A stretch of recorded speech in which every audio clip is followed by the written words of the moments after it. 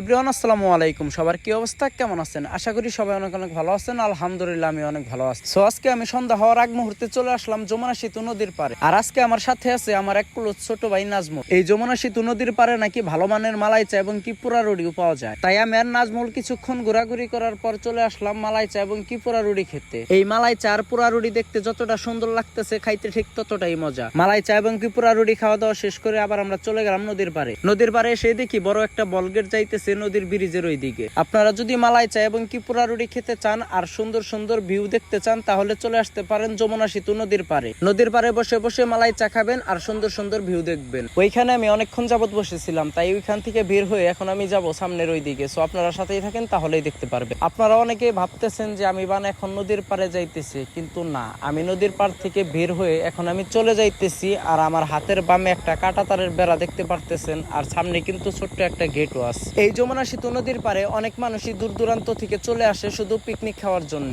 চাইলে কিন্তু আপনারাও আসতে পারেন। এই যমুনা সেতু নদীর পাড়ের আশেপাশে যদি কারো বাসা থেকে থাকে সে কিন্তু অবশ্যই কমেন্টে জানিয়ে যাবেন। এই যমুনা সেতু নদীর পাড়ে আসলে আপনারা কিন্তু ভালো মানের ছোট ছোট রেস্টুরেন্টও পেয়ে যাবেন। সো আজকে আমি আপনাদের মাঝে অনেক কথাই বলছি, আর আমার কথায় যদি কোনো ভুল টুরি হয়ে থাকে অবশ্যই ক্ষমা দৃষ্টিতে দেখবেন। এখন আমি যে গেট দিয়ে বের হইতেছি, একটু আগে কিন্তু আমি এই গেট দিয়ে আসছি, কিন্তু আসো দিন আমি হেলমেট নিয়ে আসি, হেলমেটে ফোনটা রাইখে তারপর ভিডিও করি। কিন্তু আজকে হেলমেট নিয়ে আসি নাই, তার জন্য হাত দিয়ে ধইরা তারপর এক হাতে বাইক চালাইতেছি আর এক হাতে ভিডিও করতেছি। সো আজকের ভিডিও পর্যন্তই। সবাই ভালো থাকবেন, সুস্থ থাকবেন, আর নিত্য নতুন ভিডিও পেতে এপার রাশিদুল 921 ফেসবুক পেজের সাথেই থাকবেন। সবাই ভালো থাকবেন, আল্লাহ হাফেজ।